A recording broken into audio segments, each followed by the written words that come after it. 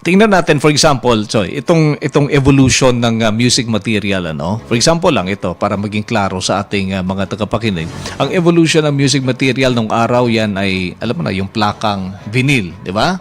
Tapos nag-evolve yan into a cassette tape, yung diribon-ribon na na winawind natin. Oo, naabutan ko pa yan. Naabutan mo pa yan, 90s. Alright.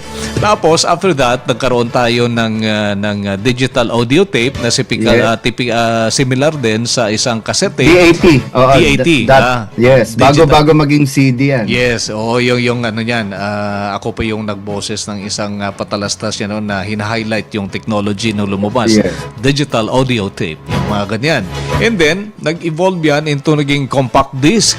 Ang compact disc na na-surpass pa yan ng naging DVD, and then nagkaroon na ng digital. Of course, yung digital MP3, yung pumasok na yan. MP3, and then nagkaroon pa ng MP4. I don't know kung ano. Oh, wow. Ano yun. MP4 is more on the video side naman. Oo, video side. Oo, pero all in all, may sound kasi lahat yan, ang audio-video.